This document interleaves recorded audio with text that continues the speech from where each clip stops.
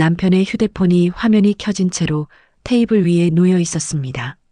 메시지 발신인은 지은이었습니다. 밤 11시 47분이었지요. 서연은 그 화면을 보지 않은 척했습니다. 손을 뻗지도 않았고 묻지도 않았습니다. 다만 그 순간 가슴 어딘가에서 무언가가 조용히 금이 가는 소리를 들었습니다. 김서연은 손해사정사였습니다. 보험사고 현장을 12해 동안 누벼온 사람이었지요. 그녀의 일은 숫자 뒤에 숨은 진실을 찾아내는 것이었습니다. 눈물을 흘리면서도 거짓말을 하는 사람을 보았고 웃으면서 서류를 위조하는 사람도 만났습니다. 오래 그 일을 하다 보면 사람의 표정과 말 사이에 생기는 미세한 틈을 자연스럽게 읽게 됩니다. 그것은 능력이기도 했지만 때로는 저주이기도 했습니다. 남편 박준호가 처음 동서 이지은의 이야기를 꺼낸 것은 시동생의 49제가 끝나고 며칠 후였습니다. 갑작스러운 교통사고였습니다. 32의 젊은 나이에 신호를 기다리다 그대로였지요. 지은은 결혼한 지 채 2년도 되지 않은 새댁이었고 아직 아이도 없었습니다. 재수 씨 혼자 너무 힘들 것 같아서. 준호는 그렇게 말했습니다. 서연도 처음에는 고개를 끄덕였습니다. 당연한 마음이라고 생각했지요. 가족을 잃은 사람 곁에 있어주는 것, 그것은 옳은 일이었습니다. 그런데 그 곁이 조금씩 가까워지고 있었습니다. 늦은 밤의 통화는 점점 길어졌습니다. 처음에는 20분이었던 것이 어느새 1시간을 넘겼습니다. 주말이면 잠깐 다녀올게라는 말과 함께 준호는 서너 시간씩 자리를 비웠습니다. 어디를 다녀왔냐고 물으면 지은이 힘들다고 해서라는 대답이 돌아왔고 서연은 더 묻지 않았습니다. 묻지 않은 것이 아니라 물을 수 없었던 것이지요. 그러나 직업인으로서의 본능은 멈추지 않았습니다. 작은 것들이 눈에 들어오기 시작했지요. 준호가 메시지를 받을 때마다 화면을 뒤집어 놓는 습관. 아직 증거는 없었습니다. 아직 사실도 없었지요. 하지만 서연은 알고 있었습니다. 이런 종류의 틈은 커지기 전까지 소리를 내지 않는다는 것을. 결국 그녀는 제안했습니다. 우리 셋이 한번 만나자. 동서도 많이 힘드실 텐데 같이 밥이라도 먹으면 좋겠어. 목소리는 평온했고 표정은 부드러웠습니다. 서연은 20년 가까이 그런 표정을 훈련해온 사람이었지요. 준호는 잠시 말이 없었습니다. 그리고 지은에게 전달하겠다고 했습니다. 아직은 사람 만나는 게 힘들어서요. 마음이 준비되면 먼저 연락드릴게요. 짧은 문자였습니다. 정중했고 흠잡을 데가 없었습니다. 그런데 서연은 그 문장을 3번 읽었습니다. 무언가가 걸렸기 때문이었습니다. 거절은 언제나 이유보다 방식이 중요합니다. 서연은 휴대폰을 내려놓고 창밖을 바라보았습니다. 서연은 오래 생각했습니다. 관망은 그녀의 방식이 아니었습니다. 현장에서 배운 것이 있다면 불확실한 상황을 오래 방치할수록 상처는 더 깊어진다는 것이었지요. 그래서 그녀는 결심했습니다. 조용히 그러나 분명하게. 메시지는 짧았습니다. 동서, 앞으로는 저희 남편과 따로 연락하지 않으셨으면 해요. 불편하게 하려는 게 아니에요. 그냥 서로 선을 지키는 게 맞는 것 같아서요. 보내기를 누르기까지 3번을 고쳐 썼습니다. 감정을 최대한 걷어냈고 비난하는 표현도 모두 지웠습니다. 서연은 싸우고 싶은 게 아니었습니다. 다만 선을 긋고 싶었던 것이었지요. 읽은 표시는 금방 떴습니다. 그리고 그것이 전부였습니다. 답장은 오지 않았습니다. 서연은 그 침묵을 자꾸 들여다보았습니다. 직업적 본능이 가만히 있질 않았지요. 사고 현장에서도 마찬가지였습니다. 말이 없는 사람이 가장 많은 것을 숨기고 있었습니다. 읽고도 답하지 않는다는 것은 무관심이 아니었습니다. 그것은 선택이었지요. 그날 밤 준호는 여느 때와 다름없이 소파에 앉아 휴대폰을 들여다보고 있었습니다. 서연은 조심스럽게 꺼냈습니다. 동서한테 메시지 보냈어. 앞으로 따로 연락하지 말아달라고. 준호의 손이 잠깐 멈췄습니다. 그리고 그는 화면에서 눈을 들지 않은 채 말했습니다. 왜 그렇게 예민하게 굴어? 예민하게. 그 단어가 공기 중에 떠 있었습니다. 예민한 게 아니라 당연한 거 아닌가? 밤마다 연락하고 주말마다 만나고 아내한테 설명도 없이. 사람 하나 도와주는 게 그렇게 문제야? 남편 잃은 사람이 얼마나 힘들겠어. 목소리에 날이 서 있었습니다. 방어가 아니라 공격에 가까운 어조였지요. 서연은 더 말을 잇지 못했습니다. 틀린 말이 아니었기 때문이었습니다. 지은이 힘들다는 것, 그것은 사실이었으니까요. 하지만 그게 전부가 아니라는 것도 서연은 알고 있었습니다. 그로부터 일주일 후 같은 상황이 반복되었습니다. 준호가 또 외출을 했습니다. 이번에는 낮이었습니다. 잠깐 나갔다 올게라는 말뿐이었고 4시간 후에 돌아왔습니다. 서연이 어디 다녀왔냐고 묻자 준호는 짧게 대답했습니다. 지은이 이사 준비 좀 도와줬어. 서연은 아무 말도 하지 않았습니다. 그날 밤 잠이 오지 않았습니다. 천장을 바라보며 그녀는 생각했습니다. 내가 틀린 것일까? 내가 너무 의심이 많은 것일까? 12해 동안 타인의 거짓말을 꿰뚫어 보던 눈이 정작 가장 가까운 사람 앞에서는 흔들리고 있었습니다. 감정이 고립되기 시작했습니다. 서연은 이 구조를 알고 있었습니다. 현장에서도 자주 보았던 방식이었지요. 문제를 제기하는 사람을 문제 있는 사람으로 만드는 것. 가해자가 쓰는 가장 오래된 방법이었습니다. 그리고 두 번째 주가 끝날 무렵 침묵은 드디어 입을 열었습니다. 지은에게서 메시지가 왔습니다. 서연의 연락이 온 지 열흘 만이었지요. 제가 무슨 잘못을 했는지 모르겠어요. 저는 그냥 힘들어서 의지했을 뿐인데 아주버님께서 먼저 연락 주신 거잖아요. 저한테 이러시면 저는 어디 가서 하소연해요. 서연은 그 메시지를 읽고 또 읽었습니다. 교묘했습니다. 피해자의 언어였지만 칼날은 서연을 향하고 있었습니다. 자신은 아무것도 하지 않았다고, 오히려 상처받고 있다고, 먼저 손을 내밀었다는 것을 드러내면서도 그 책임을 준호에게 돌리고 있었습니다. 서연은 휴대폰을 내려놓았습니다. 손이 조금 떨렸습니다. 지금 이 상황을 혼자 감당하고 있다는 것을 그녀는 새삼 실감했습니다. 남편은 설명 대신 방어를 선택했고 지은은 침묵 끝에 공격을 택했습니다. 그리고 서연은 그 사이에서 점점 좁아지는 자리에 서 있었습니다. 그러나 무너지지는 않았습니다. 흔들렸지만 쓰러지지는 않았습니다.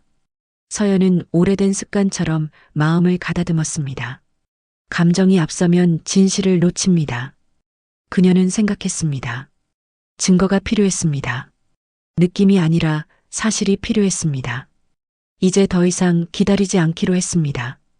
토요일 저녁 6시 준호는 나갔습니다. 잠깐 나갔다 올게. 늘 하던 말이었습니다. 서연은 아무것도 묻지 않았습니다. 이제는 묻는 것도 지쳐 있었으니까요. 그런데 10시가 되어도 돌아오지 않았습니다. 서연은 처음에는 기다렸습니다. 메시지를 보냈습니다. 확인이 되지 않았습니다. 전화를 걸었습니다. 꺼져 있었습니다. 자정이 넘었습니다. 그녀는 소파에 앉아 있었습니다. 시계 초침 소리만 방 안을 채우고 있었습니다. 서연은 손을 무릎 위에 가지런히 올려놓은 채 숨을 고르고 있었습니다. 이상하게도 눈물은 나오지 않았습니다. 다만 가슴 한가운데가 단단하게 굳어가는 느낌이었습니다. 새벽 2시가 조금 넘었을 때 다시 전화를 걸었습니다. 이번에는 연결이 되었습니다. 그런데 받은 사람이 달랐습니다. 낮고 차분한 여자의 목소리였습니다. 잠에서 덜 깬 것 같지는 않았습니다. 여보세요. 서연은 한 박자 멈추었습니다. 그리고 물었습니다. 준호 씨 바꿔주세요. 짧은 침묵이 있었습니다. 그리고 지은이 말했습니다. 지금 자고 있어요. 통화는 거기서 끊겼습니다. 서연은 휴대폰을 손에 쥔 채 움직이지 않았습니다. 5글자였습니다. 지금 자고 있어요. 더 이상 의심이 아니었습니다. 추측도 아니었습니다. 불확실한 느낌의 영역은 완전히 끝났습니다. 그것은 이제 사실이었습니다. 차갑고 명확한, 돌이킬 수 없는 사실이었지요. 서연은 그날 밤 잠을 자지 않았습니다. 뜬 눈으로 새벽을 넘겼습니다. 울지도 않았습니다. 다만 생각했습니다. 길고 느리게, 그러나 분명하게. 아침이 왔을 때 그녀는 결심을 굳혔습니다. 일요일 오후 시댁 가족들이 모였습니다. 서연이 먼저 연락을 했습니다. 드릴 말씀이 있다고, 한자리에서 함께 이야기하고 싶다고 했습니다. 시어머니는 이상하다는 듯 물었지만 오겠다고 했습니다. 준호는 그 자리에서 처음 상황을 알았습니다. 얼굴이 굳었지만 말리지는 않았습니다. 지은도 왔습니다. 검은 옷을 입고 눈 아래가 살짝 부어 있었습니다. 서연과 눈이 마주쳤습니다. 지은은 먼저 눈을 피했습니다. 서연은 말했습니다. 감정을 걷어낸 목소리로 순서대로 사실만을 이야기했습니다. 늦은 밤의 통화들, 설명 없는 외출들, 그리고 새벽 2시에 지은의 전화로 연결된 남편의 휴대폰. 말하는 동안 손이 떨렸습니다. 그러나 목소리는 흔들리지 않았습니다. 방 안이 조용해졌습니다. 그 침묵을 먼저 깬 것은 시어머니였습니다. 서연아, 내가 너무 예민한 거 아니야? 말투는 나무라는 것도 아니었습니다. 오히려 달래는 것에 가까웠습니다. 그것이 더 견디기 어려웠습니다. 지은이가 지금 얼마나 힘든데 의지할 사람이 없어서 연락한 거잖아. 그게 그렇게 잘못된 거야? 시아버지는 아무 말이 없었습니다. 형님 내외도 시선을 피했습니다. 준호는 창밖을 보고 있었습니다. 서연 쪽을 단 한 번도 바라보지 않았습니다. 그리고 지은이 울기 시작했습니다. 소리를 내지 않는 울음이었습니다. 눈물만 조용히 흘렸지요. 그것이 더 효과적이었습니다. 방 안의 공기가 일순간 지은을 향해 기울었습니다. 저는 그냥 너무 외로워서요. 아주버님께서 유일하게 연락해 주셔서 제가 잘못한 건가요? 아무도 지은에게 잘못했다고 말하지 않았습니다. 대신 시어머니가 지은의 손을 잡았습니다. 서연은 그 장면을 보았습니다.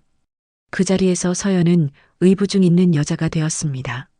누가 그 단어를 직접 입에 올린 것은 아니었습니다. 하지만 모든 사람의 시선이 그렇게 말하고 있었습니다. 그것이 그 자리에서 서연에게 붙은 이름이었습니다. 존중이 무너지는 데에는 오랜 시간이 필요하지 않았습니다. 단 하나의 자리, 단 하나의 오후면 충분했습니다. 12해 동안 성실하게 살아온 시간도 한 번도 먼저 목소리를 높인 적 없다는 사실도 그 자리에서는 아무런 의미가 없었습니다. 서연은 자리에서 일어났습니다. 죄송합니다. 제가 잘못 생각했나 봐요. 그 말을 하는 동안 자신이 무슨 말을 하고 있는지 잘 알고 있었습니다. 이 자리에서 더 싸우는 것이 아무 의미가 없다는 판단이었습니다. 집으로 돌아오는 길, 서연은 혼자였습니다.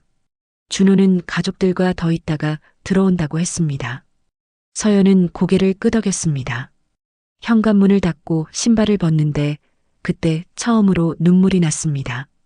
소리 없이 멈추지 않고 서연은 그 자리에 잠시 주저앉았습니다. 그리고 눈물이 멎었을 때 한 가지가 분명해졌습니다. 이 싸움을 감정으로는 이길 수 없었습니다. 그녀에게는 다른 방법이 필요했습니다.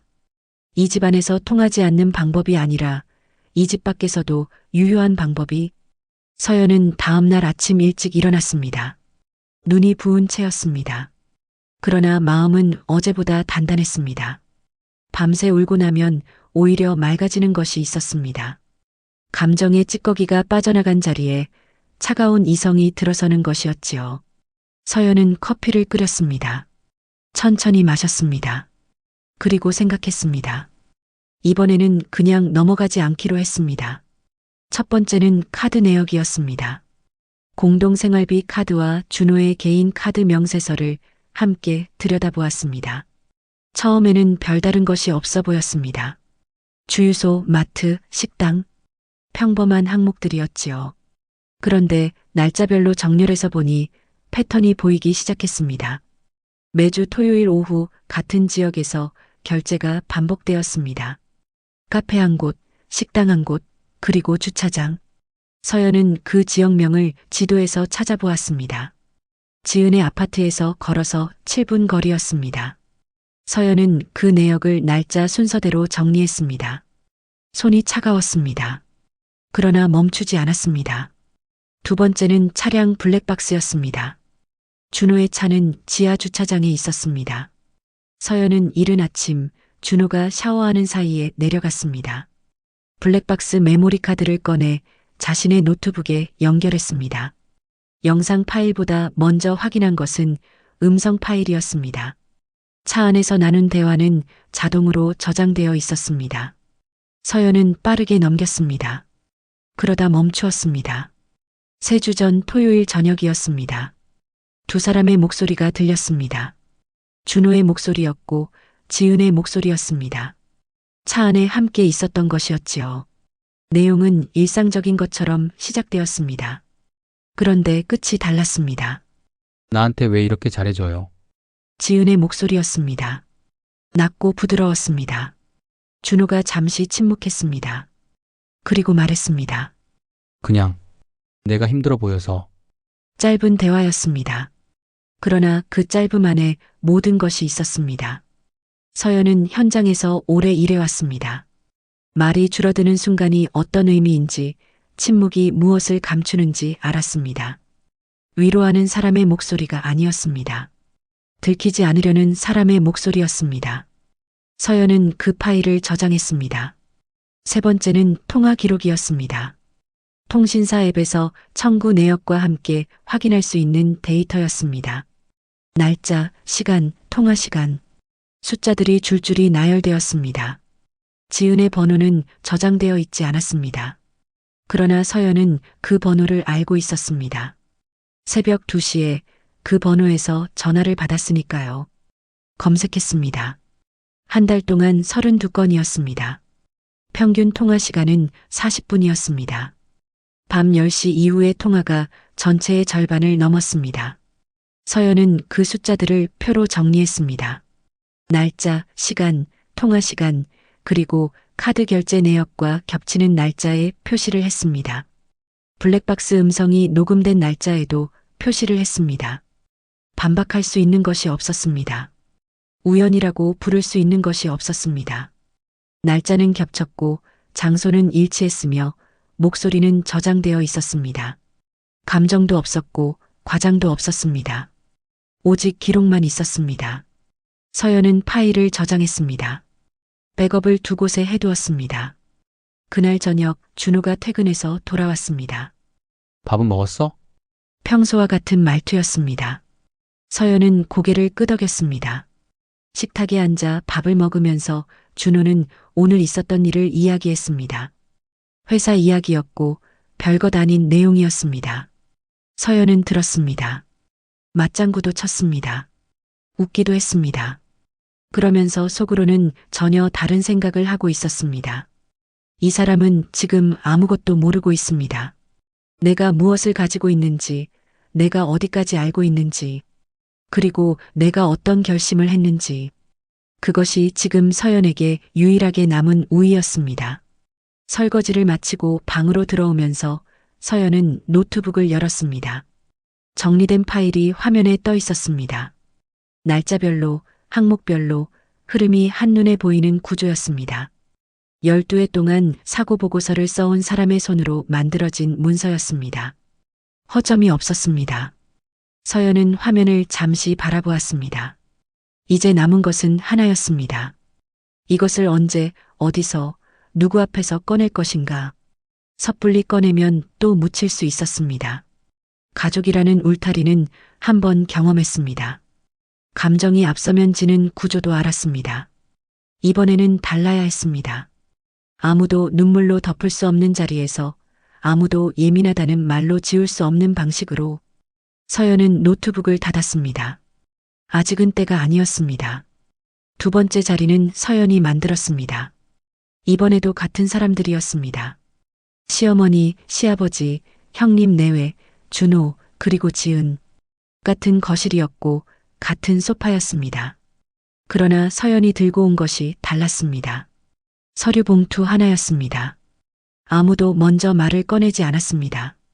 서연이 사과하고 물러났던 것도 지은이 울었던 것도 아마 이번에도 비슷하게 흘러갈 것이라고 생각하는 눈치였습니다. 서연은 자리에 앉았습니다. 봉투를 테이블 위에 올려놓았습니다. 첫 번째는 통화 기록이었습니다. 날짜와 시간과 통화 시간이 표로 정리된 문서였습니다. 한 달치 32건. 야간 통화에는 밑줄이 그어져 있었습니다. 두 번째는 카드 결제 내역이었습니다.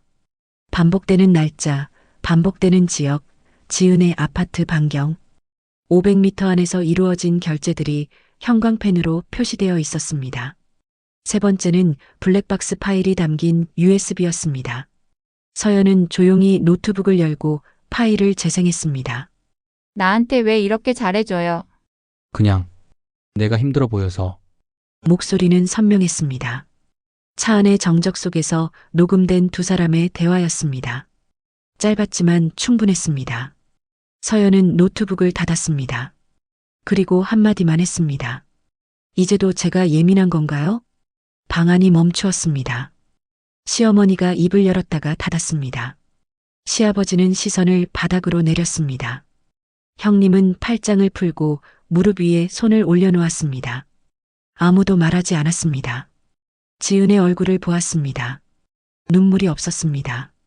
지난번처럼 조용히 흘러내리는 눈물이 없었습니다. 그녀는 입술을 꾹 다문 채 테이블 위의 서류를 바라보고 있었습니다. 뺨이 붉어져 있었습니다. 준호는 고개를 숙이고 있었습니다. 처음부터 끝까지 단 한마디도 하지 않았습니다. 반박하지 않았습니다. 그 침묵이 모든 것을 말하고 있었습니다. 서연은 그 침묵을 오래 바라보았습니다. 한때는 이 사람의 침묵이 편안함이었습니다. 말이 없어도 알 것 같은 사람이라고 생각했습니다. 그런데 지금 이 침묵은 달랐습니다. 이것은 부끄러움이었고 들킨 사람의 고요였습니다. 시어머니가 먼저 입을 열었습니다. 준호야, 그것뿐이었습니다. 아들의 이름 한마디였지만 그 안에 많은 것이 담겨 있었습니다. 나무람도 있었고 실망도 있었고 어쩌면 미안함도 있었습니다. 준호는 고개를 들지 않았습니다. 지은이 조용히 가방을 챙기기 시작했습니다. 누구도 붙잡지 않았습니다. 그녀는 인사도 없이 자리에서 일어났습니다. 현관문이 닫히는 소리가 들렸습니다. 그 소리와 함께 방 안의 공기가 달라졌습니다. 서연은 서류를 다시 봉투에 넣었습니다. 천천히 순서대로 흐트러진 것 없이 정리했습니다. 그리고 봉투를 손에 쥔 채 자리에서 일어섰습니다. 저는 여기까지 할게요. 목소리가 떨리지 않았습니다. 울지도 않았습니다. 그것이 스스로도 조금 놀라웠습니다. 이 말을 하게 될 날을 생각하면서 수없이 울었는데 막상 그 순간에는 눈물이 없었습니다. 이미 다 울었기 때문이었는지도 몰랐습니다. 시어머니가 무언가 말하려 했습니다. 서연은 조용히 고개를 저었습니다. 더 들을 말이 없었습니다. 들어야 할 말도 없었습니다. 이 자리에서 나올 수 있는 말들을 서연은 이미 전부 알고 있었습니다. 미안하다는 말, 한 번만 더 생각해보자는 말, 가족끼리 이러면 안 된다는 말. 그 말들이 얼마나 가벼운지도 이제는 알고 있었습니다. 집으로 돌아온 서연은 짐을 쌌습니다. 현관에 서서 집을 한번 둘러보았습니다. 11년이었습니다. 이 집에서 보낸 시간이었지요. 처음 이사 왔을 때 함께 달았던 커튼이 아직 그대로 걸려 있었습니다. 서연이 골랐던 커튼이었습니다. 연한 베이지 빛이었지요. 그것을 보는데 그제야 조금 마음이 아팠습니다. 서연은 문을 닫고 나왔습니다. 엘리베이터를 기다리는 동안 휴대폰이 울렸습니다. 준호였습니다. 서연은 화면을 바라보았습니다. 2번, 3번 울렸습니다. 받지 않았습니다. 엘리베이터 문이 열렸습니다. 서연은 안으로 들어섰습니다. 문이 닫혔습니다. 그날 밤 서연은 오래된 친구의 집에서 잠을 잤습니다. 창밖으로 낯선 골목에 불빛이 보였습니다. 조용한 밤이었습니다. 서연은 이불을 당겨 덮고 천장을 바라보았습니다. 이상하게도 오랜만에 편안했습니다. 무언가를 기다리지 않아도 되었습니다. 무언가를 참지 않아도 되었습니다. 늦은 시간에 울리는 전화를 걱정하지 않아도 되었습니다. 서연은 생각했습니다. 사람은 떠나야 할 때 떠나는 것이 용기라고 흔히 말합니다. 그러나 서연이 배운 것은 조금 달랐습니다. 떠나는 것보다 더 어려운 것은 떠날 자격이 자신에게 있다는 것을 믿는 일이었습니다. 그녀는 그 소리를 들으며 잠이 들었습니다. 오랫동안 꾸지 못했던 고요한 잠이었습니다.